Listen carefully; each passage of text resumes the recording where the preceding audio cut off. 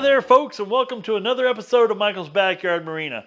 This is going to be a little short video. We'll see how short it ends up really being. You know, if you watched my last video, if you didn't, I encourage you to go see it. It was my first time of taking a boat out, taking a boat out on the Mississippi River ever. It was an awesome time. My son and I, we covered 95 miles. We went downriver and back upriver, and we covered 95 miles in one trip. Consumed about 20 gallons of fuel. So, lesson learned this time, because there's not, in this area that we were boating, there's not a lot of fuel stops. We were trying to get through another lock to get to a fuel stop, yet there was a barge that was there that was going to take over 2 hours to lock through.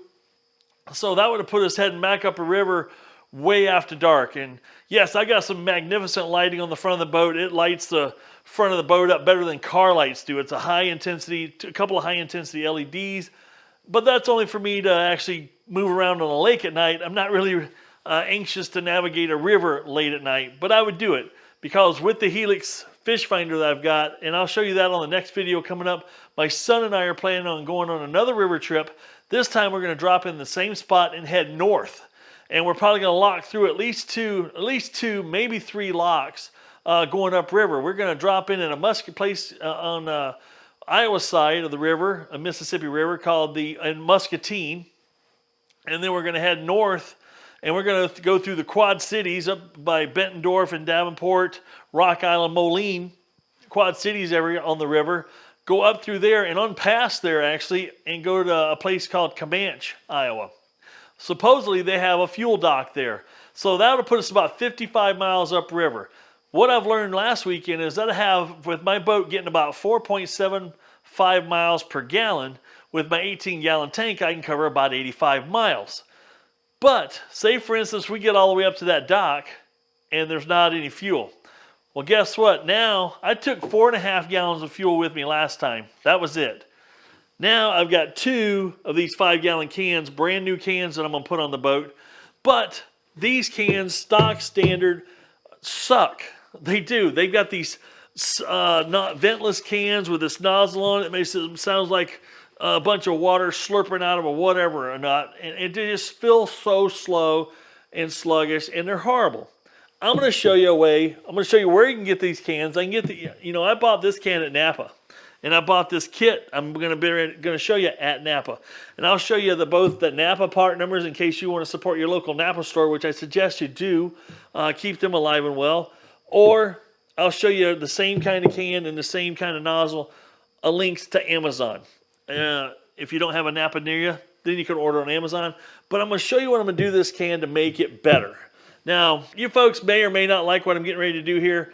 But for me, 5 gallons of gas is heavy, and holding it and waiting for it to gurgle out of that slow nozzle that comes with these things gets tiring. I'm going to show you how to put a vent in it and this other hose or spout on the end and make this a much better product. Let's go over here and I'm going to show you what I'm going to do. Now this kit here, it's called Easy Pour. You can order this at easypourspout.com. I bought this at my local Napa store. It's about $14. It includes a spout. Let's just open it up here. Let's just flip and open it up. Here's everything it comes with that you'll need. Now the beauty of this, the way it's set up, this is easily used on your ethanol, fuel tanks and whatnot. It comes with 2 different types of caps. There's a black one and then there's a yellow one. You can use whichever one you choose. I'm just using the yellow one. I don't think it really matters which one you use. But this seems to be a pretty nice spout. It's got a cap that screws on here, which is really nice to have. And then it's got a little keeper that you can put around down here, which we'll do, and put it up through this cap so when you unscrew it, you don't lose your cap. The most important thing it comes with is a vent. This is a vent that you've seen on a lot of older gas cans that they don't hardly do anymore. It's a vent that snaps on here, so when you're pouring, you can sit there and pop this bad boy open, lets the air in, lets the fuel come out extremely well. So I'm going to show you how I install this. This is so easy, and I'll leave a link to this type of drill bit as well. This drill, the cool part is you got to drill a half inch hole. And this goes all the way from 3/16, quarter, 5/16, 3/8. Each step goes up by a 1/16 of an inch, but there's a 1/2 inch one here. So we're going to go ahead and drill a hole in here, 1/2 inch. So it makes it really nice to do. Just hold it. I'm going to put it right on this seam, which is just fine and dandy. Ain't going to hurt a thing. And we're just going to go ahead and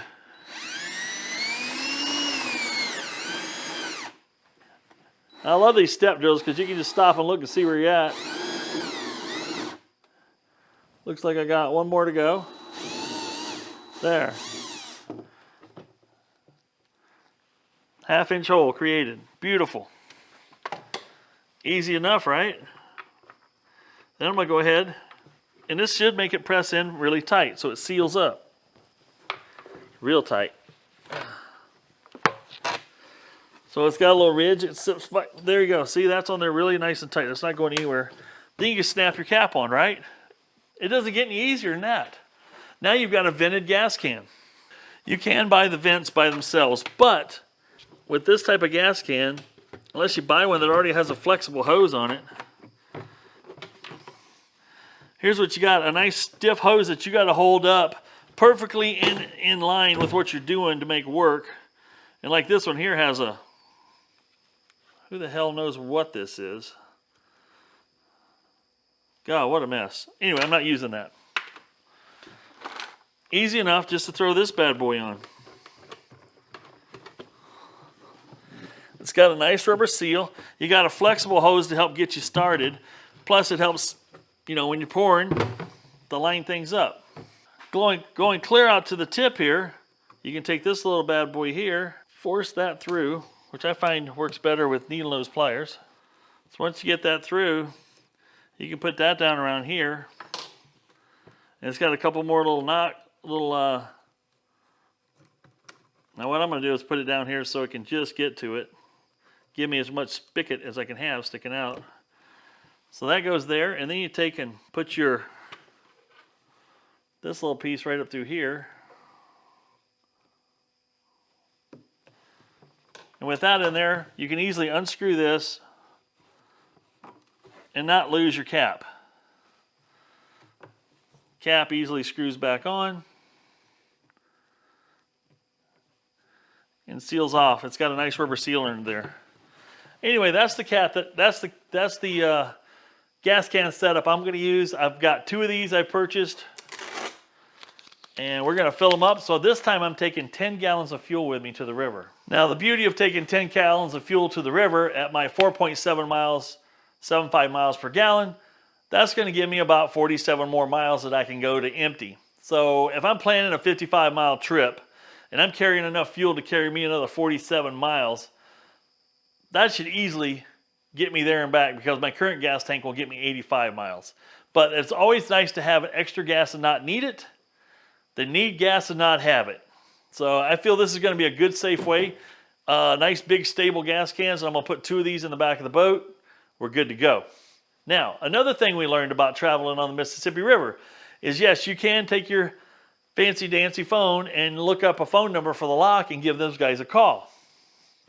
Better yet, what they recommend you use is a 2-way radio. Now, this is a VHF radio made by Cobra. I purchased this. This isn't sponsored. I'll give you some feedback if this is a piece of crap or not. You guys can trust me on that.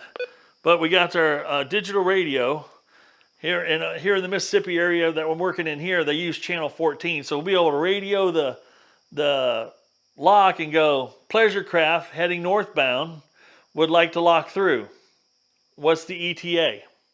And they'll tell you whether they got barges coming in or if they can lock you through right away, right back through your radio. So that's how simple that is.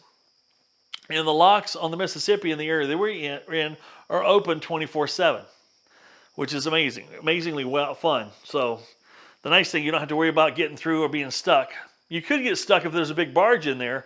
They got to lock that barge on through, and they might break it up into pieces, as you saw in the videos. You saw my previous video, they had them in pieces. So anyway, we're going to have this little piece of ammo with us next time. So now we can run our radio and do everything properly. We were a bunch of noobs the first time out, so we're learning a lot of stuff. Now, my understanding is, from what the information my son has fed me, is that the locks that we're going to go through this weekend one has a 10-foot elevation change and the other one has a 13-foot elevation change.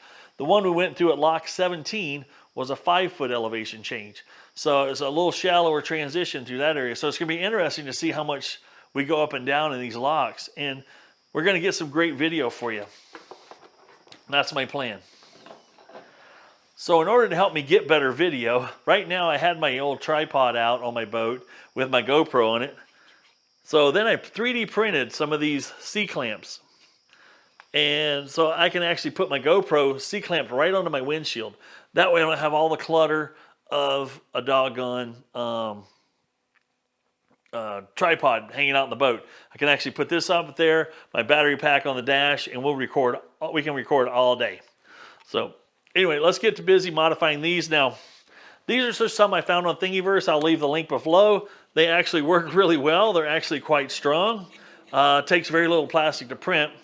So all you 3D printers out there, you can make one of these.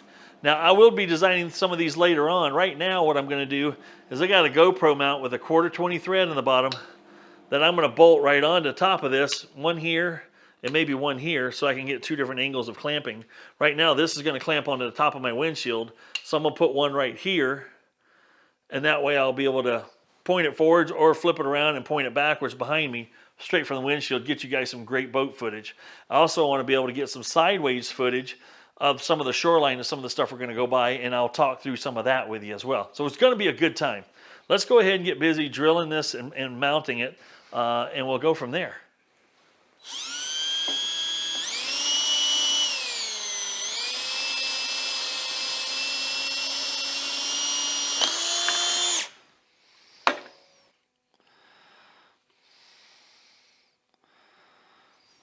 There we go. That's going to work out pretty good, I think.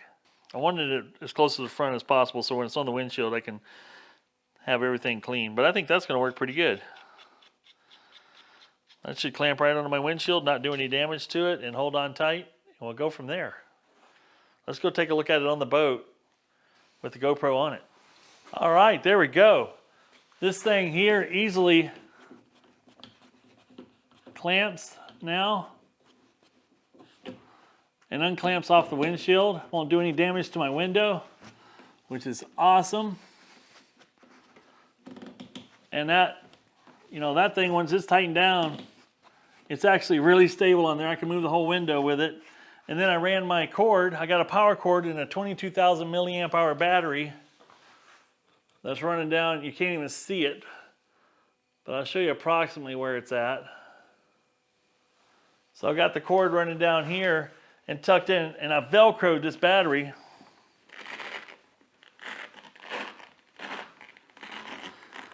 It's really good Velcro.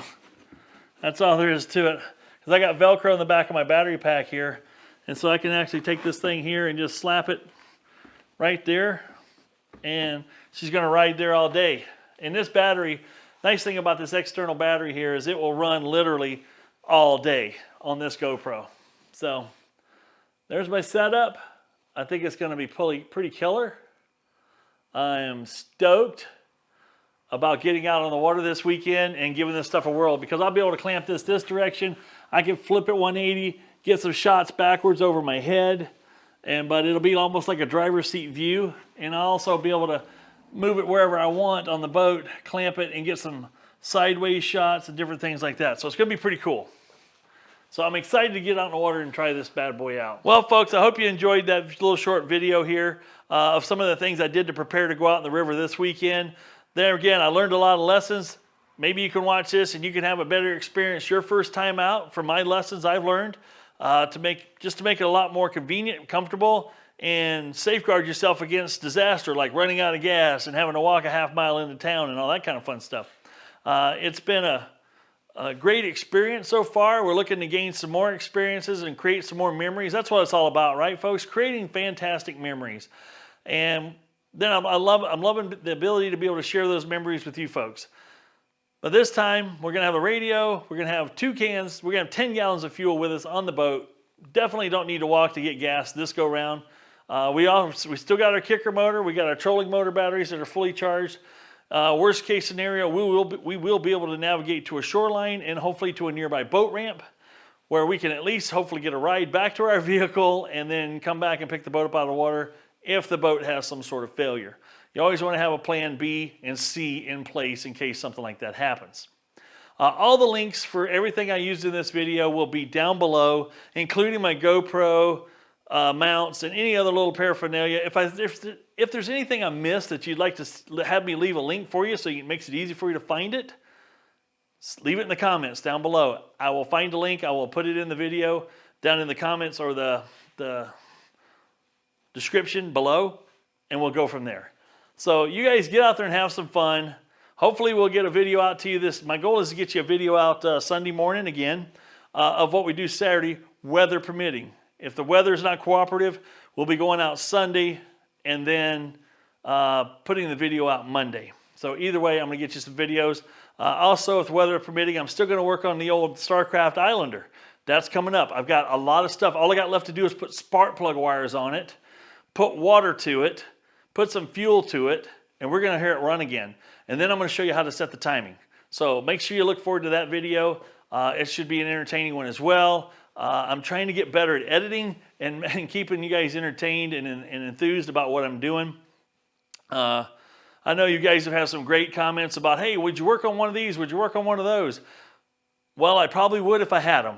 But some of these bigger motors, 50, 60, 70 horse Mercuries, I don't have. Mercuries aren't as prevalent in this area as they are other motors. Mercruisers, they're all over the place. So that's what I get more exposure to and get to play with more and get to show you guys more of that type of stuff.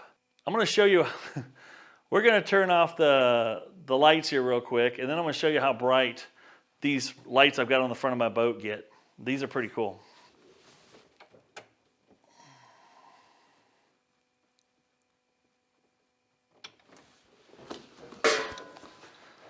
I hope that showed up. You kind of get the brightness intensity of these LEDs. The nice thing about LEDs is they don't draw a lot of juice, but they give off a lot of light. I can literally light up several hundred yards ahead of me, no problem whatsoever.